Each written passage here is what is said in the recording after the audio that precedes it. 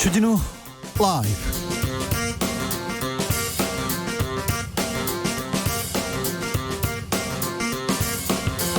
2020년 9월 28일 월요일입니다. 안녕하십니까, 주진우입니다. 문재인 대통령이 공무원 피살 사건과 관련해서 정부로서 대단히 송구하다, 대립의 역사는 끝내고 남북관계의 진전의 계기로 반전되길 바란다고 밝혔습니다. 앞서 청와대는 북측에 남북 공동조사 그리고 군사통신선 복구를 제안했는데요. 북한은 아직도 침묵하고 있습니다. 국회 외통위 윤건영 더불어민주당 의원과 관련 내용 짚어보겠습니다. 추미애 법무부 장관 아들 휴가 연장 의혹이 있었죠. 이를 수사한 검찰 추 장관과 아들 서 씨에 대해서 무혐의 처분을 내렸습니다. 외압이 있었다고 보기 어렵고 군무 이탈도 아니다, 결론이 났습니다. 관련 내용 주스에서 짚어보겠습니다. 경찰이 개천절 시위와 관련해서 초강수를 뒀습니다. 불법 시위 참가자 현장에서 검거하고 시위 차량 운전하면 벌점을 부과할 수 있습니다.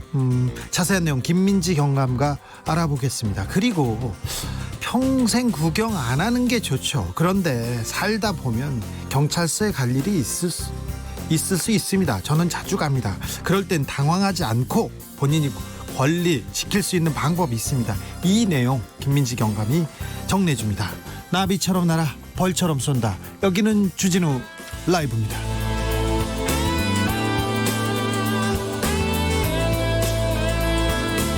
진짜 중요한 뉴스만 쭉 뽑아냈습니다. 주 라이브가 뽑은 오늘의 뉴스 주스.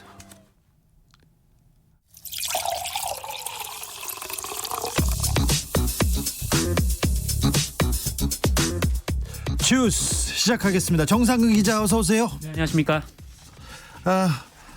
오늘은 어떠십니까? 주말 네. 어떻게 보내셨어요? 주말은 괜찮은데요.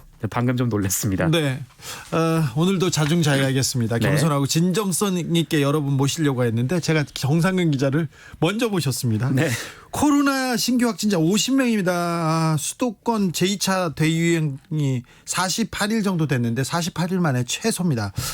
방금 그 추석 연휴를 앞두고 중대 기로에 있다는 얘기도 또 있었는데요. 또 걱정이 뭐냐면은 보수 단체들 드라이브스루 개천절 집회 강행하겠다고 하는 데가 50군데, 70군데, 100군데가 넘는다는 그런 얘기도 들었습니다.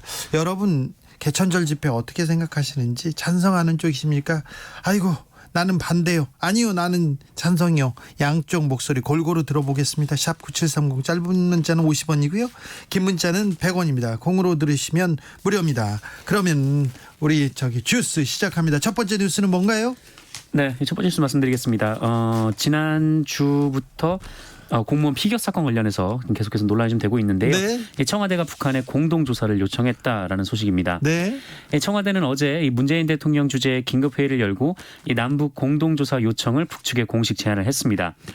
북한이 숨진 공무원의 시신을 자체 수색해서 송환을 하겠다라는 입장을 밝혔는데 우리 정부는 함께 조사를 하자라고 공개 제안을 한 것입니다. 청와대는 우선 이 북측의 신속한 사과 그리고 재발 방지 약속을 긍정적으로 평가를 하면서도 시신 소각 여부 그리고 총격 지시 경위 등 이 남북 간의 설명이 엇갈리는 만큼 이 국민들의 의구심을 지울 수 있도록 북측의 공동조사의 필요성을 요청을 한 겁니다. 사과는 했지만 그 설명이 지금 이 의혹을 메우지는 못하고 있어요. 그리고 시신 소각 이런 부분에 대해서는 진짜 있을 수 없는 일이어서요. 더 좀 따져 물어야 된다고 봅니다. 그래서 청와대는 또 통신선도 좀 재가동하자고 얘기하고 있죠. 네, 방법도 제시를 했는데 이 소통과 협의, 정보 교환을 위해서 6월 단절된 이 군사 통신선을 재가동하고 그리고 시신과 유류품 수습은 남북이 각자 진행을 하되 이 관련 정보를 교환하는 방식으로 공동 조사를 하자라고 제안을 했습니다. 네. 끊어진 남북 소통 채널을 복구해서 강력한 방역 봉쇄를 실시 중인 북측 지역에 우리 조사단이 넘어가지 않고도 이 공동 조사를 실현하겠다라는 겁니다. 어떠한 순간에도 이게 소통을 소통은 하고 있어야죠. 얘기는 해야 될 거 아닙니까? 이런 일이 있는데 어떻게 해달라, 어찌 조치해달라 이렇게 말은 해야 될 거 아닙니까? 그런데 네. 북에서는 별 얘기가 없고요. 오히려 우리 수색 작업에 경고를 보냈어요. 네, 일단 우리 측의 제안에는 답변이 없고요. 근데 그 이전에 우리 측이 제안하기 전에 이 북한에서는 영해 침범을 간과할 수 없다라는 경고를 보내기도 했습니다. 북한은 조선중앙통신 기사를 통해서 있어서는 안 될 불미스러운 사건이라고 했고요.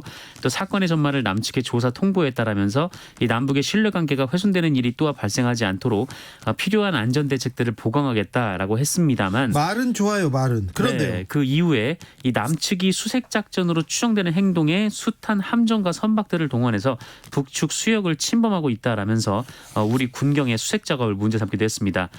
우리 군이 NLL 남쪽에서 수색 작업을 벌이고 있는데 그쪽이 자신들의 영해다라고 주장을 하고 있는 상황인데요. 예. 그러면서 북측의 영해 침범은 절대로 간과할 수 없다라면서 엄중히 경고한다라고도 했습니다. 문재인 대통령이 오늘 이 부분에 대해서 사과했습니다. 네, 문재인 대통령은 오늘 이 공무원 피격 사건과 관련해서 희생자에 대한 위로의 말을 전하면서 이유 여하를 불문하고 국민의 생명과 안전을 지켜야 하는 정부로서는 대단히 송구한 마음이라고 공식 사과를 했습니다. 이 문재인 대통령은 수석보좌관 회의를 주재한 자리에서도 이 매우 유감스럽고 불행한 일이라면서 아무리 분단 상황이라고 해도 일어나서는 안 될 일이다라고 말을 했습니다. 네. 그러면서 희생자가 어떻게 북한 해역으로 가게 됐는지 그 경위와 상관없이 유가족들의 상심과 비탄에 대해 깊은 애도와 위로의 말씀을 드린다라면서 국민들께서 받은 충격과 분노도 충분히 짐작하고도 남는다라고 밝혔습니다. 예. 다만 문재인 대통령은 북측이 지난 25일 통지문을 통해서 김정은 위원장의 사과를 전해온 것에 대해서는 의미를 설명을 했는데요. 문재인 대통령은 이 사태를 악화시켜서 남북 관계를 돌이킬 수 없는 상황으로 가는 것을 원치 않는다는 북한의 분명한 의지 표명이다라고 평가를 하면서 네. 특별히 김정은 위원장이 우리 국민들께 이 대단히 미안하게 생각한다라는 뜻을 전해온 것에 대해서 각별한 의미로 받아들인다라고 말을 했습니다. 네. 그리고 북한의 최고 지도자로서 곧바로 직접 사과한 것은 사상 처음 있는 매우 이례적인 일이라고 의미를 부여하기도 했습니다. 그리고 이 사실관계를 규명하고 재발 방지를 위한 실질적 방안을 마련하는 것은 남북 모두에게 절실히 필요한 일이라면서 비극적 사건이 사건으로만 끝나지 않도록 대화와 협력의 기회를 만들고 남북 관계를 진전시키는 계기로 반전되길 기대한다라고 말을 했습니다. 네.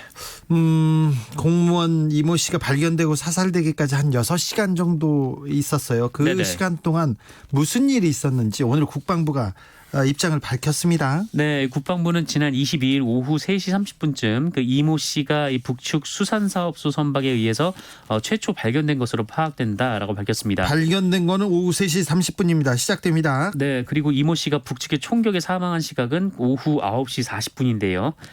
이런 얘기가 나오자 군이 이 6시간 동안 무엇을 했나 이 비판이 거세게 제기가 됐었습니다. 계속 얘기하고 있습니다. 네, 이 국방부 측은 오늘 언론에 관련해서 설명을 했는데요. 이 북한이 이 씨를 최초 발견한 이후 상당한 시간 동안 구조하려는 정황을 군이 인지했다라고 당시 상황을 밝혔습니다.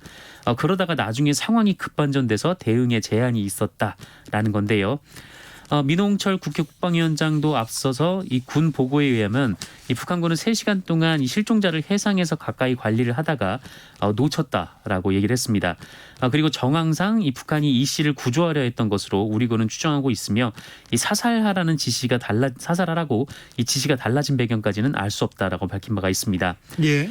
그러니까 국방부가 입수한 첩보에는 당시 북한 당국이 이모 씨의 신원을 확인하다 놓쳤고 이후 구조 작업에 나선 것으로 추정했다라는 건데요. 예. 국방부는 일단 첩보를 수집하고 내용을 분석하고 또 군 수뇌부까지 보고하는데 시간이 소요됐으며 이 눈으로 직접 목격한 것과 같은 이 자료를 보유하고 있었던 것은 아니다라고 말을 했습니다. 네. 오늘 근데 구명조끼가 발견됐다는 그런 보도가 나오긴 했어요. 네, 소청도 인근에서 구명조끼가 발견됐다 이런 보도가 나왔는데요. 구명조끼가 아니라 오탁 방지막 플라스틱 부유물로 알려졌습니다. 그냥 떠 있는 그냥 부유물이었습니까? 네, 그러니까 뭐 오염 방지를 위해서 좀 펜스를 쳐놓는 이 그 공무원 부유물 중 하나였습니다. 공무원 이모 씨하고 관련이 있는 건 아니었고요. 네네.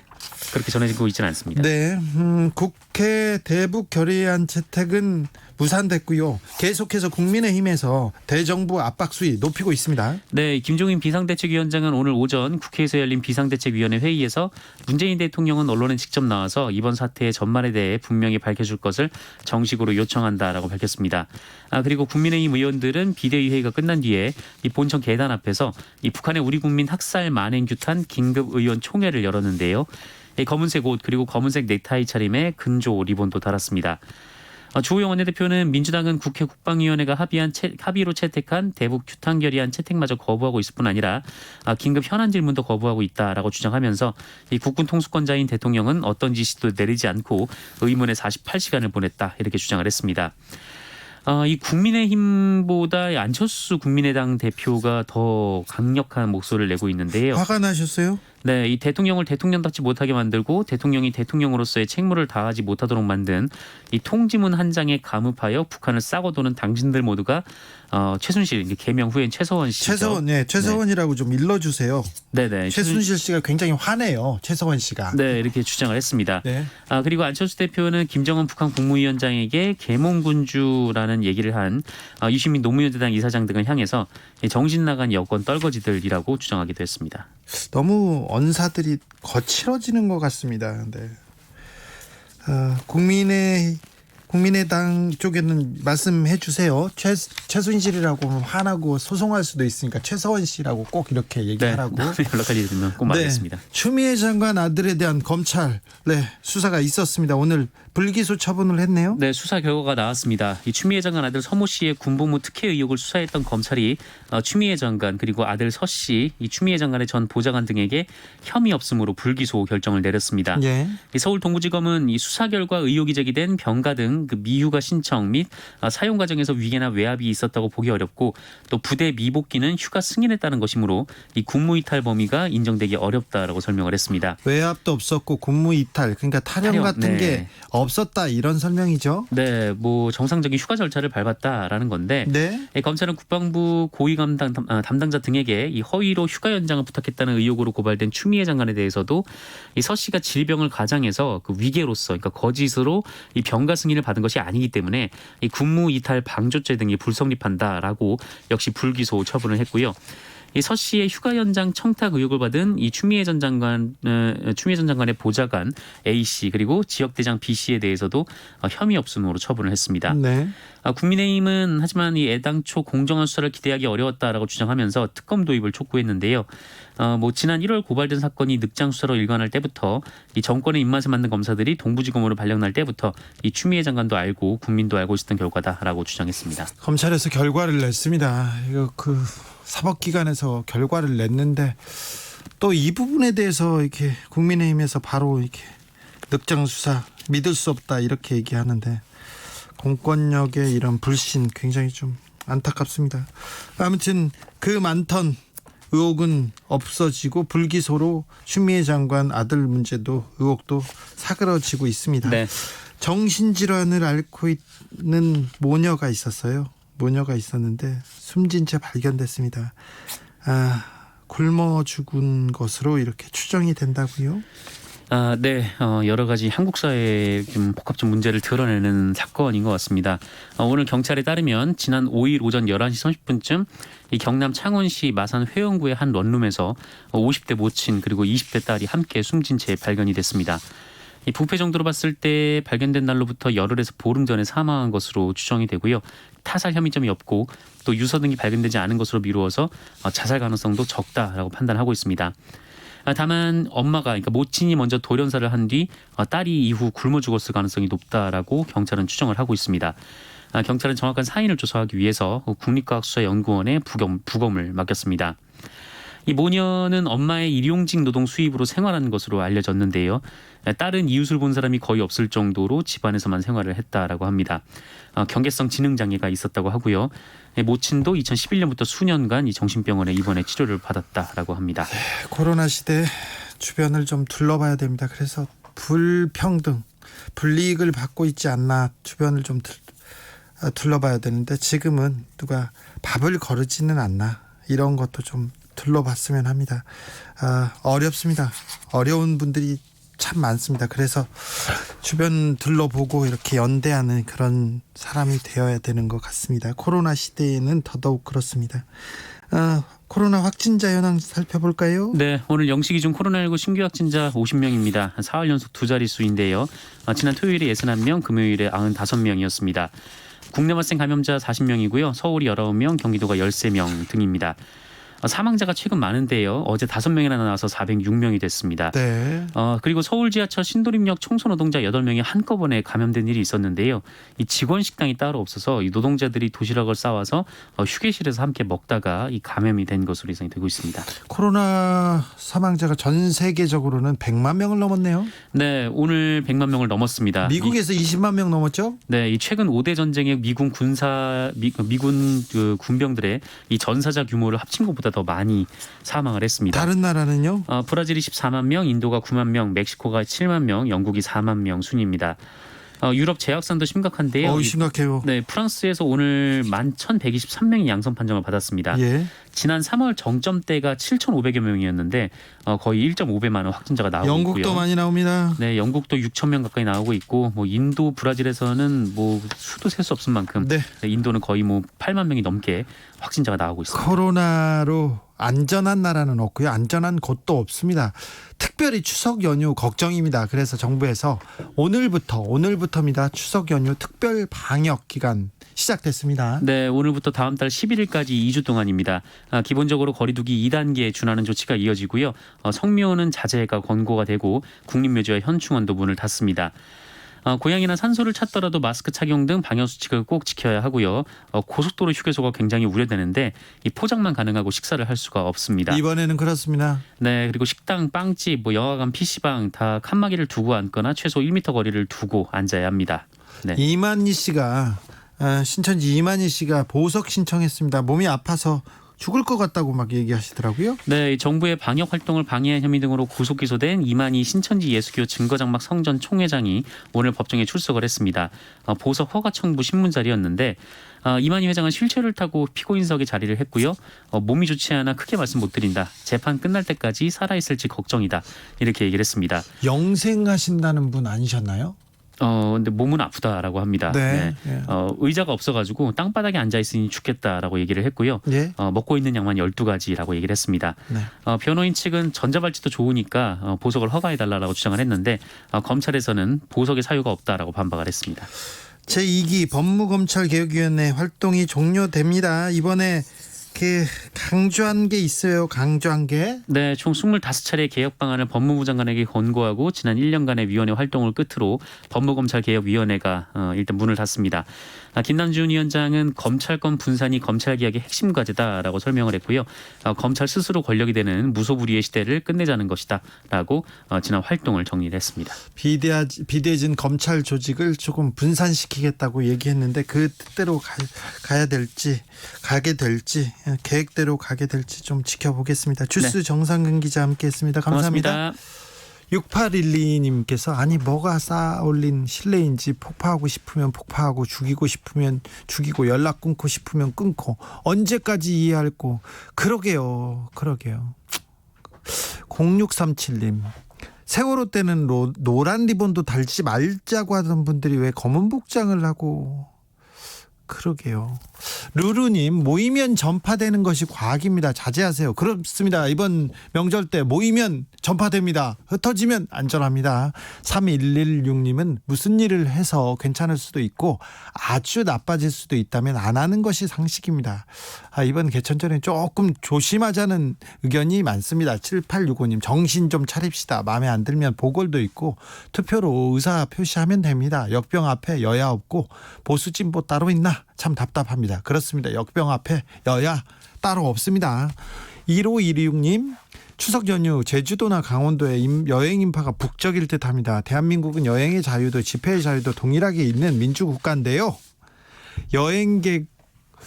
여행객으로 북적이는 것은 되고 집회는 안 되는 것 이거 불공평한 정치에는 반대합니다. 이런 의견도 주셨어요. 네. 공희님 꼭 읽어주세요. 집회를 주관하는 사람들 정신 차리세요. 당신들로 인해 코로나가 더 확산되면 이젠 더는 못 버티고 폐업합니다. 이런 호소도 있었습니다. 네, 교통정보센터 다녀올까요? 정현정 씨. 네, 시각 교통정보입니다. 연휴가 코앞으로 다가왔습니다. 벌써부터 이동하시는 분들이 도로 위에 많은데요. 정체 구간도 있습니다. 먼저 경부고속도로는 서울 방향으로 대전 부근 갓길에서 화물차가 고장나 있습니다. 처리하고 있고요. 더 가서는 청주 분기점 부근 갓길에서 역시 대형 화물차가 고장나 있습니다. 지나실 때 조심하시고요. 서울 양양고속도로는 서울 쪽으로 덕소산패 부근에서 강일까지 5km 정체입니다.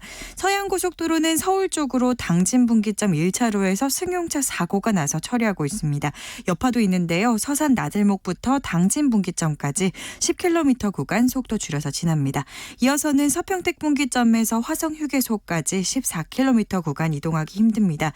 한편 경부고속도로 서울 방향은 서울 방향으로 남사에서 오산까지 7km 구간, 더 가서는 기흥에서 신갈 분기점까지는 11km 구간, 달래내에서 반포까지는 9km 구간 속도 줄여서 지납니다.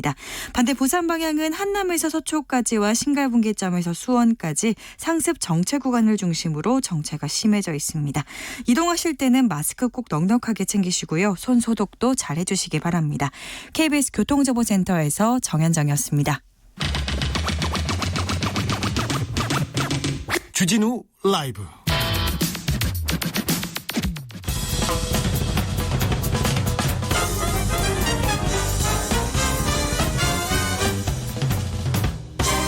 훅 인터뷰. 모두를 위한, 모두를 향한, 모두의 궁금증 훅 인터뷰. 공무원 피살 사건이 있었습니다. 그리고 남북 관계에서 전례가 없던 김정은 국무위원장의 사과 바로 나왔습니다. 청와대는 북한에 남북 공동조사 요청했는데 북한은 다시 경고를 보냈습니다. 영해 침범하지 말라면서요. 남북 관계 반전은 가능할까요? 남북 공동조사 가능성은 열려 있는 걸까요? 국회 외통위 윤건영 더불어민주당 의원 모셨습니다. 안녕하세요. 네, 안녕하세요. 윤건영입니다. 국민의힘에서 문 대통령은 국군 통수권자 자격 없다. 48시간 의혹 밝혀라 이렇게 얘기하고 있습니다. 네. 계속 공방이 커지는데 네. 이거 어떻게 보세요? 일단 국민의힘의 주장은 사리에도 맞지 않고요. 온당치 않은 주장이고 저는 그렇게 생각합니다. 국민의힘이 좀 이상한 버릇이 있는데 네. 모든 일이 발생을 하면 일단 대통령 탓으로 돌립니다. 네. 그런 다음에 장애로 나갑니다. 예. 이게 일종의 고질병이라고 생각을 하는데 네. 코로나19로 전 국민들이 지금 대단히 많은 걱정을 하고 있고 추석 때 집에도 못 가는 상황에서 네. 개천절 집회가 제2의 광화문 집회가 되지 않을까 이런 걱정들을 하고 계신데 이 장애로 나간다라는 건 저는 있을 수 없는 일이다 그렇게 예. 생각합니다. 네. 대통령 국정상황실장을 하셨으니까 좀 이 네. 내용 잘 아실 텐데 네. 대통령 피살 보고가 네. 아침 8시 반에 이렇게 됐다고 나왔는데 이게 너무 늦게 됐다. 이런 비판에 대해서는 어떻게 보세요? 좀 말도 안 되는 억지 주장이라고 생각을 하고요. 네. 왜 그렇게 생각하는지를 좀 찬찬히 설명을 드리면 일단 첫 번째로 이 일은 제약이 있습니다. 두 가지 제약이 있는데 첫 번째는 시간적인 제약과 공간적인 제약. 네. 공간적인 제약은 북한 해역에서 일어난 일이라는 거고 네. 당연히 그러다 보니까 실시간으로 우리가 정보를 파악하는 데 어렵다라는 네. 겁니다. 그래서 정확한 사실관계를 파악하는 데는 제한적일 수밖에 없다가 첫 번째 제약이고 예. 두 번째는 첩보와 정보의 차이를 알아야 된다고 생각합니다. 예. 첩보라는 것은 각각의 파편적인 조각이거든요. 이게 모였을 때 퍼즐을 맞추면 그게 의미 있는 정보가 되는 겁니다. 예를 들어서 당시에 어디에선가는 불빛을 발견했다라는 첩보가 있을 것이고 어디에선가는 경비정, 북한의 경비정이 출동을 했다라는 첩보가 있을 거 아닙니까? 이런 것들이 다 모여서 정보가 되는 거거든요. 이런 첩보와 정보를 구별하지 못한다라는 판단이 들고 지금에 와서 결과론적으로 당시에 뭐 5시간 어땠냐, 6시간 어땠냐라고 하는 것은 좀 말이 안 맞는 거죠. 한 발 떨어져서 보면 22일 저녁부터 23일 아침까지는 정보가 모이지 않은 상황이었던 겁니다. 네. 시간적 공간적 제약으로 인해서. 국민의힘도 그런 내용들을 다 알고 있을 거거든요. 집권 여당의 경험이 있으니까. 네. 그러면서도 계속 대통령 탓을 하고 우기고 있다. 저는 그렇게 생각합니다. 공간적 제약 북한에서 있었던 일인데 지금 네. 국민의힘과 다른 일각에서는 왜 특공대를 안 보내가지고 구조 안 했느냐, 구출하지 않느냐, 뭐 포격이라도 했어야 된다 이런 얘기가 계속 나오는데 이 부분은 어떻게 보세요? 정말 좀 뭐라 할까요? 이게 주장을 하려면 근거가 있어야 되는 건데 전혀 그런 근거를 찾기 어려운 건데 방금 말씀하신 것처럼 우리 국민이 피격된 사실은 대단히 불행하고 있어서는 안 될 일입니다. 예. 그러한 정보들을 우리가 실시간으로 정확한 정보를 받았다라고 하면 어떻게 하든지 조치를 취할 수 있었겠죠. 그러나 이번 건은 실시간으로 받지도 못했고 공간적으로 떨어져 있다 보니까 그러면 그 당시에 만약에 그걸 최종적으로 알았다 하더라도 우리가 군 부대를 보낼 수 있는 것도 아닙니다. 만약에 보낸다 그러면 그건 전쟁이죠. 007이라도 좀 보냈어야죠. 만약에 그렇게 되면 예를 들어서 이런 겁니다. 다음번에 북한에서 북한군이 월남하겠다, 귀순하겠다고 넘어왔을 때 그렇죠. 북한은 우리 접경 지역에다가 응징을 할 것입니다. 예. 예를 들어서 예. 즉 그러면 안 되죠. 북한군이 무력 행사를 사용할 수 있는 일종의 도덕적 정당성을 부여하게 되는 그런 결과가 나오는 겁니다. 네. JSB 9445님이 질문 주셨어요. 문 대통령께서 주무셔서 보고 안 했다는 것이 사실입니까? 사실이면 비서실장과 장관은 책임져야 합니다. 야당 탓하지 말고 제발 좀 잘하세요 이렇게 했는데 주무셔서 보고 안 한 건 맞습니까? 그렇지는 않고요. 1시부터 2시 반까지 긴급 관계장관 회의가 열렸습니다. 새벽 1시부터요? 새벽 1시부터 2시 반까지. 1시부터 2시 반까지 했던 건 앞서 말씀드린 것처럼 다양한 첩보들이 들어오지 않습니까? 네. 이 첩보들의 조각을 맞추는 겁니다. 이게 의미 있는 정보냐. 그런데 그때까지도 확실히 못한 겁니다. 자, 그럼 추가 첩보를 입수하자라고 해서 아침에 보고 드렸는데 그 상황을 보고 대통령이 바로 단호하게 대처를 하셨죠. 만약에 이 사안이 북한이 저지른 것이라면 엄중하게 봐야 되고 단호하게 대응해야 된다. 북한에다가 정확한 사실을 확인해라. 그리고 국민들에게 모든 걸 알려라. 네. 라는 지시를 내렸습니다. 네. 야당에서는 그 얘기도 합니다. 이런 마당에 유엔에서 연설하고 있다. 종전선언했다. 이게 말이 되느냐. 무기력하다 이런 얘기도 합니다. 예, 계속 이런 말씀 드려서 죄송한데 솔직히 대꾸할 가치가 없는 내용인데요. 네. 첫 번째로는 유엔 연설을 고칠 수가 없었습니다. 왜냐하면 일주일 전에 동영상을 찍었고 서해안 피격 사건이 있기 사흘 전에 이미 유엔으로 보냈거든요. 네. 고칠 수가 없었고 두 번째로는 당시에 유엔 연설은 새벽 1시 반경에 있었습니다. 네. 우리 시간으로. 앞서 말씀드린 것처럼 1시부터 2시 반까지 긴급 관계장관회의를 해서 이 첩보가 진짜냐라는 것을 확인 중에 있었습니다. 네. 따라서 제대로 연설을 수정할 수가 없었던 겁니다. 유엔 연설을 얘기하는 건 좀 말이 앞뒤가 안 맞네요, 시간상. 시간상은 말이 안 되고요. 수정 여부와 별건으로 제가 여러 차례 말씀했지만 이명박 대통령 시절에 2008년에 우리 국민이 금강산 관광 가서 북한 총에 피격된 사건이 있었습니다. 박광자 씨 사건. 예. 그 직후에 이명박 대통령이 국회 개원 연설에서 남북한 전면적 대화를 제안합니다. 네. 그리고 박근혜 대통령도 2015년에 목함지뢰 사건이라고 아실 겁니다. 네. 휴전선 인근에서 목함지뢰가 터졌던 그 사건 다음 날 DMZ 근처에 가서 강강수월래를 추면서 남북관계 개선을 이야기합니다. 제가 이렇게 말씀드리는 건 이명박 대통령이나 박근혜 대통령이 잘못했다라는 게 아닙니다. 아니 그래도 지도자는 대화를 얘기해야죠. 평화를 맞습니다. 얘기하죠. 국정 전체를 보면 할 수도 있습니다. 네. 그런 사실을 뻔히 알고 있는 국민의힘이 지금 문제 제기하는 거야말로 정쟁을 삼기 위한 거다. 내가 하면 로맨스고 남이 하면 불륜이냐 이런 말씀 드리고 싶은 겁니다. 이해 대충 하셨는지는 모르겠습니다만 아무튼 이명박 대통령이 금강산에서 피습되고 나서도 그 사건 이후에도 대화를 얘기했다는 거는 굉장히 좀 긍정적으로 봐야 될 것 같아요. 예. 그러네요. 긍정적인 면이 좀 있어요. 이명박 대통령한테도. 그러면 국민의힘에서는 계속 정쟁을 일으키고 계속 같이 구하고 있는 거고 지금 계속해서 바깥에 장외투쟁하고 있는 것도 이거는 그냥 뭐 정쟁 말고는 다른 내용이 없다고 보십니까? 그렇습니다. 지금 민족의 명절인 한가위가 앞으로 다가와 있지 않습니까? 예. 추석 여론을 위한 전 정치적 계산이 있다라고 예. 생각을 합니다. 이번 일을 정치적 공격의 소재로 삼아서 예.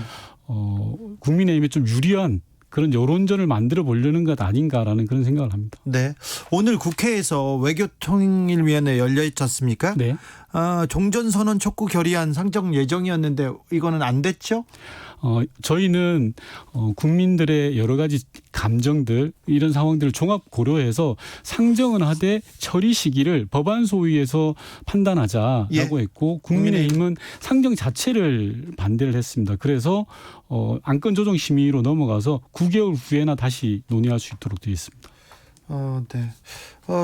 더불어민주당에서도 계속 북한의 만행에 대해서는 규탄을 하고 있고 얘기를 하는데 목소리가 같은데 왜 국민의힘하고 얘기가 안 될까요?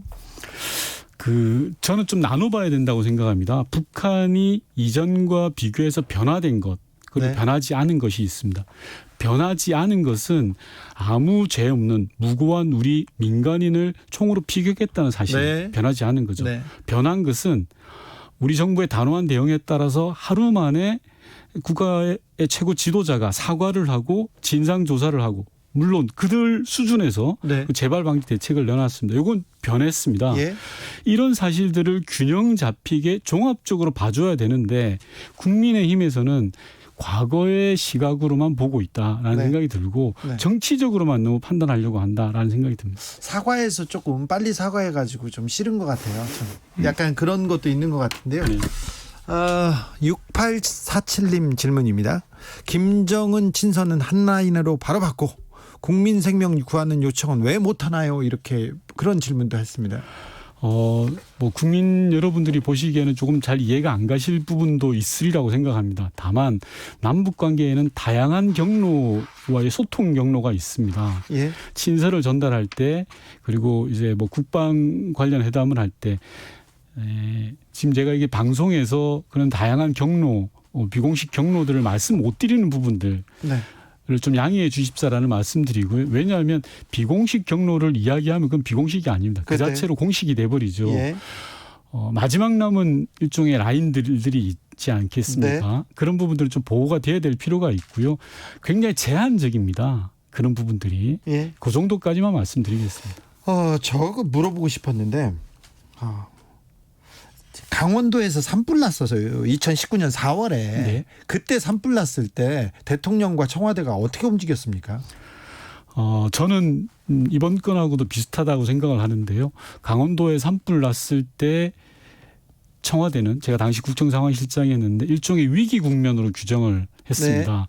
당시 대통령께서 외부 일정이 있었습니다. 순방인지 하여튼 외부 새벽 1시에 NSC 회의를 소집을 했습니다. 그래서 청와대 방카에서 모여서 이 강원도 산불에 대한 전면적인 점검을 했고 그 다음 날 아침에 많은 국민들 기억하시겠지만 전국의 고속도로를 꽉 채운 이 소방차를 보셨을 겁니다. 예. 이게 NSC에서의 대통령의 그러한 과감한 주도 면밀한 상황 점검 등을 통해서 이루어졌고 그러면서 강원도 산불에 인한 피해가 그나마 확산되지 않고 조기에 잡혔던 그런 전례가 있습니다. 네, 그때 보면 굉장히 청와대나 대통령이 발빠르게 잘했던 것 같은데 이번에는 왜 그런가 이렇게 의구심이 있는 사람들도 있어서 제가 물어본 겁니다.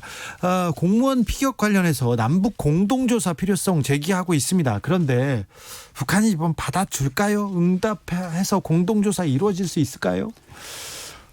사실 그건 좀 미지수입니다. 네. 북한과의 공동조사라는 거는 여지껏 한 번도 해본 적은 없습니다. 다만 천안함 사건 때 북이 오히려 공동조사하자고 했죠. 네. 물론 의도가 있는 제안이었습니다. 그때 우리 정부는 무슨 소리냐 이미 다 입증이 됐는데 그럴 필요 없다라고 해서 이제 거부를 했는데요. 공동조사는 저는 세 가지 의미가 있다고 생각합니다. 첫 번째로는 향후에 발생할 수 있는 남북관계의 갈등의 소지를 평화적이고 자주적으로 해결하는 가장 중요한 원칙이다. 라는 게 하나 있고요. 두 번째는 이런 일이 다시는 재발되지 않기 위해서 반드시 필요하다. 네. 공동조사라는 게 필요하고 세 번째로는 우리의 정보자산으로 얻은 정보와 북에서 주장하고 있는 진상이 다르거든요. 우리 정보자산은 첫 번째가 월북을 했다. 그리고 북한의 피격이 있었다. 세 번째가 시선을 훼손했다. 라는 건데 북은 이 세 가지 중에서 두 번째만 제외하고 월북을 했다는 것과 시신 훼손했다라는 부분에 대해서 확인을 하지 않고 있습니다. 예. 특히 시신 훼손을 하지 않았다라는 주장을 하고 있습니다. 네. 이러한 서로 상호 간의 다른 지점들에 대해서는 공동 조사를 통해서 반드시 확인되어야 된다라는 점을 말씀드리고 싶습니다. 민주당에서는 월북이 맞다고 주장하는데 이거는 확실한 정보죠? 저는 우리 군의 발표를 신뢰합니다. 네. 그래서 우리 군에서 입수한 첩보 자산으로는 월북으로 발표를 했고요. 예. 다만 앞서도 말씀드린 것처럼 북에서는 월북이 아니다라고 지금 뭐 단정적으로 이야기하진 않았습니다. 말을 안 하고 있죠. 네, 확인은 안 해주고 네. 있습니다. 이런 부분은 공동조사를 통해서 반드시 확인돼야 될 부분이고 그게 희생자에 대한 최소한의 도리다라고 생각을 합니다. 아무튼 바다를 보고 있다가 이렇게 실족을 해가지고 떨어지거나 그래서 표류했을 가능성은 별로 없는 거죠. 뭐 현실적으로 가능성 매우 약하다라고 보는 거죠. 실족 가능성. 네. 이것도 좀 물어봐 볼게요. 최근에 최종권 차관 그리고 김현종 국가안보실 2차장 이렇게 그리고 이도훈 본부장까지 계속해서 미국 가는데 왜 그렇죠? 일단은 당장 11월 달에 미국 대선이 있습니다. 네. 아주 미국의 권력 지형이 바뀌는 중차대한 시기입니다. 네. 그런 시기에서 정부가 추진해온 한반도 평화와 관련된 다양한 쟁점들이 남아 있습니다. 네. 우선 긴밀한 한미 동맹을 튼튼히 하는 것이 제일 첫 번째고요. 다음으로는 기지 이전이라든지 전자권 전환이라든지 현재 진행되고 있는 쟁점 사안들이 있습니다. 따라서 대선이라는 이 시기에 좀 더 이 현안들에 대한 밀도 높은 논의를 하기 위해서 코로나 상황에서도 갔다 이렇게 보시면 될 것 같습니다. 네. 종전선언에 대해서 미국도 여기에 대해서는 찬성하고 있는 입장이죠? 당연합니다. 많은 분들이 미국은 찬성하지 않을 걸로 생각을 하는데요. 네. 싱가포르 합의 북미 네. 싱가포르 합의의 2항에 보면 나와 있습니다. 한반도의 평화 안전을 바란다라는 부분이 분명히 나와 있고요. 싱가포르 합의 2항은 종전선언에 관한 내용을 함축적으로 담고 있다라고 보시면 됩니다. 네. 괜찮은 거죠? 네. 중국하고 관계도 괜찮고 시진핑 주석이 방한한다고 했는데 지금 뭐 바뀐 건 없죠? 상황은 바뀌지 않았고요. 애초 올 상반기에 시 주석이 방한을 하기로 했는데 네. 이게 코로나 상황으로 인해서 조금 연기되고 있다, 수년되고 있다 이렇게 보시면 될 것 같습니다. 2081님이 의견 주셨어요. 북한이 남한 추석 민심을 고려해서 아마 내일쯤 공동조사에 응한다고 합니다. 그러니까 이런 의견을 주셨어요. 그러니까 예. 희망 섞인 생각을 가지고 가시면 됩니다. 중국도 그렇고 중국하고도 어렵고 미국하고도 어렵고 일본 스가 총리하고 아이고 이거 아베 연장선인 것 같고 다시 좀 세수를 담아야 되는데 이것도 쉽지 않아 보이는데 이거 일본 관계는 어떻게 보관이 있습니까?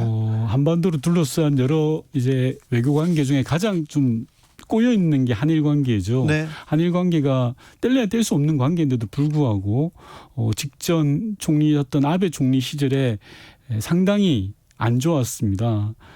안 좋았던 이유는 뭐 여러 가지가 있는데요. 걱정되는 거는 말씀하셨던 것처럼 스가 현 총리도 아베의 연장선상에 있다라는 부분입니다. 저는 핵심은 그거라고 생각합니다. 정경분리라고 생각합니다. 예를 들어서 정치와 경제를 엮어놓는 게 일본이거든요. 네. 기억하시겠지만 2019년 여름에 수출 규제 조치를 일본이 단행을 했지 않습니까? 예. 그건 경제를 정치와 엮은 겁니다. 네. 특히나 역사 문제와 경제를 엮은 거거든요. 네. 분리해서 생각을 해야 되는 거고요. 문제 매듭을 푸는 것은 매듭을 꼬은 사람이 풀어야 되는 겁니다. 네. 추석 있고 굉장히 중요한 때인데 대통령은요. 지금 가장 뭐가 어려울까요? 아마 워낙 숙제가 많아서 네. 난제들이 많아서 고민이 많으실 걸로 보여지고요. 예. 특히나 제 예상으로는 코로나19가 추석 연휴 기간에 확산되지 않도록 하는 것에 가장 많은 관심들이 가 있지 않을까 그런 생각을 합니다. 그렇습니까? 마지막 질문하겠습니다. 21대 국회에서 1호 법안으로 4연임 금지법 냈습니다. 4번 연임은 안 된다 이렇게 대표 발의하셨는데 3연임까지만 해먹으시려고 네. 그렇게 내신 거예요? 그렇죠. 국회의원 3번만 해도 충분하다라는 생각을 했습니다. 네. 하나 아쉬운 건 국민의힘에서 정강정책에 반영하겠다라고 국민들한테 약속하셨거든요. 처음에 먼저 했죠. 예. 근데 반영 안 하셨어요. 네. 그리고 제가 법안 발의하는데 한 분도 동의해주지 않으셨어요. 이거요? 예. 국민의힘에서? 예, 우리 당 의원님들만 하셨는데 네. 아무튼 저는 국회가 국민의 신뢰를 얻으려면 2가지를 해야 된다고 생각하는데 첫 번째가 일하는 국회가 돼야 된다라는 거고 네. 두 번째가 가지고 있는 기득권을 내려놓아야 된다고 생각합니다. 네. 일하는 국회의 핵심은 예를 들어서 오늘 저희 외통위에 상임위가 열렸습니다. 외통위라는 네. 상임위가. 관계부처 장관이 국정감사 계획서를 의결하기 위해서 3번째 와서 의결을 했습니다. 네. 이건 좀 말이 안 되는 거거든요. 일하는 국회라는데 일 안 돼요, 잘 아직도. 네. 네. 맞습니다. 네. 21대 국회는 좀 달라질 줄 알았는데 많이 달라지진 않은 것 같아요. 그죠? 앞으로 노력해서 바꾸도록 하겠습니다. 고요한 님이 윤건영 의원님 구구절절 옳은 말씀 하시는데 졸려요. 이렇게 얘기했습니다. 이분이 원래 좀 약간 졸립니다. 따분할 수도 있습니다. 너무 바른 생활 사나이여가지고요. 지금까지 윤건영 더불어민주당 의원이었습니다. 고생하시는데 더 고생해 주세요. 고맙습니다.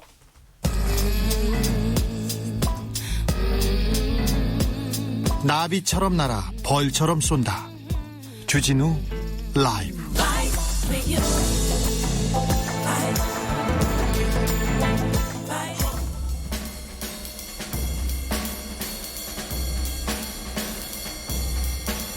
느낌 가는 대로 그냥 고른 뉴스 여의도 주필.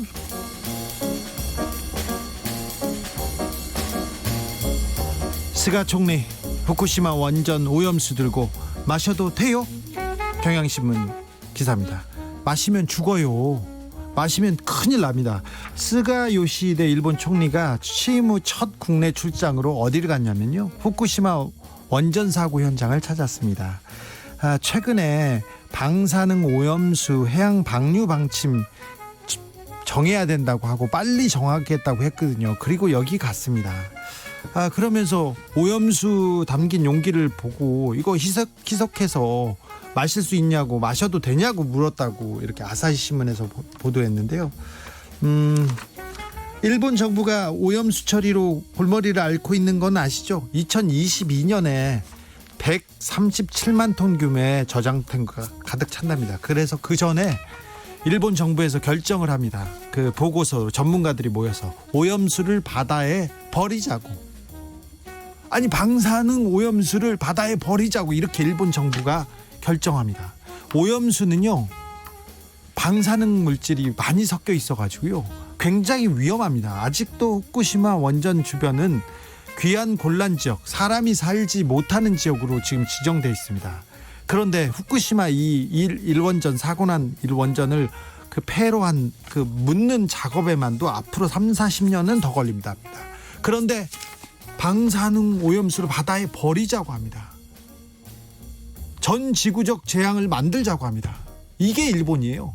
이렇게 야만적으로 환경보호, 지구보호 상관없다고 하는 사람들이 일본입니다.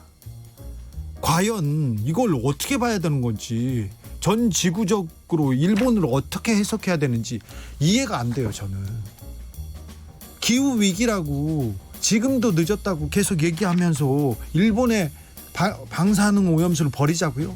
원전 지키자고요? 일본은 좀 그 인류를 위해서 나쁜 짓만 하지 말고 이제는 좀 구성원으로 역할을 할 때가 됐는데 일본은 그걸 못 깨닫는 것 같아요. 참, 그냥 그렇다고요. 유럽 쓰레기 몸살 앓는 아시아, 컨테이너 가져가라. 경향신문 기사인데요. 세계적 통계 사이트에서 해마다 쏟아져 나오는 쓰레기 양이 20억 톤 정도 된답니다. 20억 톤. 워낙 큰 규모니까 잘 상상은 안 될 거예요. 그런데 이 쓰레기를 버리기 어려우니까요, 주로 환경 규제가 약한 개발도상국이나 못 사는 나라에 쓰레기를 보냅니다. 쓰레기를 수출합니다. 거의 대부분 플라스틱 폐기물인데요. 2018년 한 해 미국이 4천만 톤, 그러니까 200억 달러 규모로 플라스틱 그 쓰레기를 버렸습니다.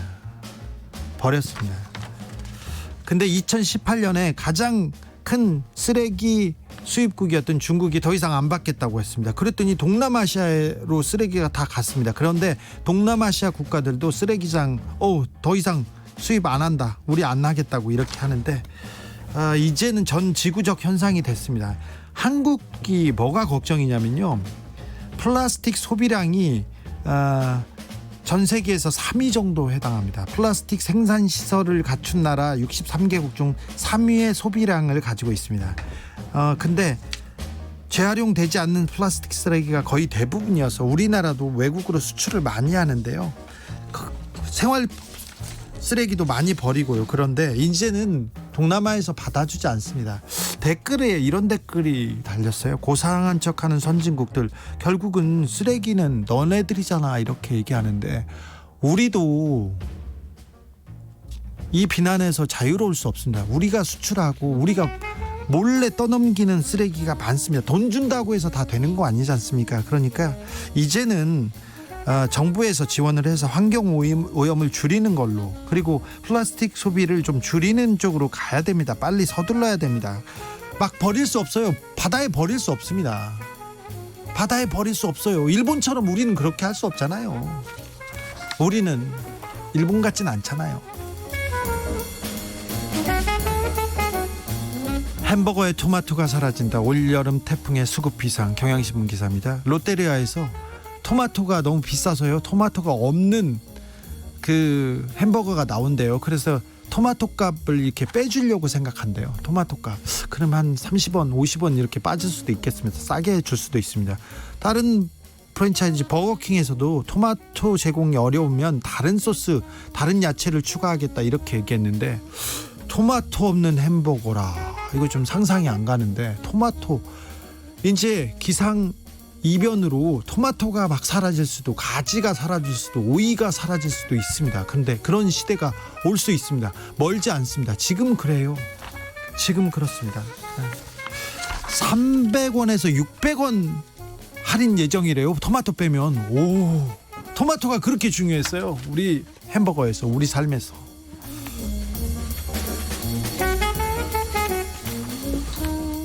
됐어요 하고 버린 현금 영수증, 소득공제 못 받은 돈 한 해에 30조 원. 2대1 기사입니다. 현금이나 음료 먹는데 금액이 조금 소액일 때 10,000원 정도 되면 현금 영수증 발행하겠습니까? 그럼 됐어요 그러잖아요. 근데 그렇게 버려지는 소득공제 혜택 대상 금액이 한 해에 30조 원이랍니다. 한 해에 30조 원. 소득공제 혜택을 주는 그 돈만 30조 원이에요. 그 현금 영수증 발급 절차 좀 간소화를 해서, 간소화하기 위해서 현금 영수증 전용 카드 만들었지 않습니까? 그 발행 건수는 계속 줄어든다고 합니다. 좀 자동으로 이렇게 소득공제 혜택을 줄 수 있는 이런 제도를 만들거나 의무적으로 다시 하게 해야 되겠어요, 이런 댓글이 많습니다. 그런 댓글이 많은데 저는 갑자기 그런 생각이 들더라고요. 와, 진짜 댓글 모아 태산이구나. 야, 작은 돈도 조금 좀 모아야 되겠구나, 그런 생각도 저는 해봤어요. 제가 했다고요. 인도네시아 아체주 아동 강간범 태형 169대 집행 중간에 빌어. 연합뉴스 기사입니다. 인도네시아 수마트라 섬의 아체주는요, 이슬람 원리주의를 따릅니다. 거의 대부분 이슬람을 믿어서요, 여기는 법이 조금 다르답니다. 근데 아동 성폭행범에게 태형, 그러니까 공개 회초리질을 했습니다.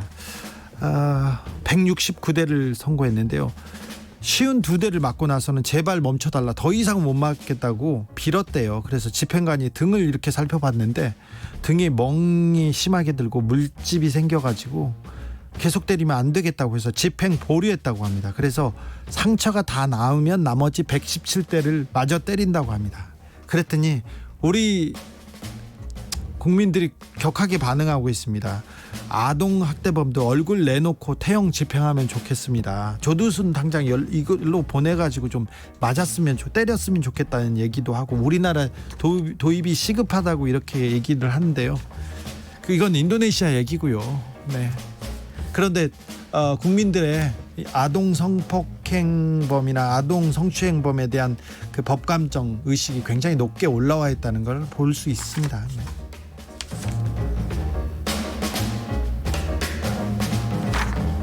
알프스 때이른 폭설에 겨울왕국 변신, 기온도 급강하. 연합뉴스 기사입니다. 유럽이 춥대요. 너무 춥대요. 그래서 알프스 피레네 산맥 때이른 폭설로 겨울왕국이 됐답니다. 알프스가 걸쳐 있는 스위스, 오스트리아, 독일, 프랑스 지난 주말 밤에 계속 폭설 내리고요. 기온도 엄청 떨어졌다고 합니다. 지금 그래서 유럽에 있는 사람들 춥다고 난립니다. 이거 전 세계적으로 기후 위기가 얼마 남지 않았다는 얘기입니다. 신호가 계속해서 잡히고 있습니다. 그래서 우리가 지금 바로 행동에 나서야 됩니다. 일본처럼 하면 안 됩니다. 바다에다 버리다니요. 그러면 안 됩니다.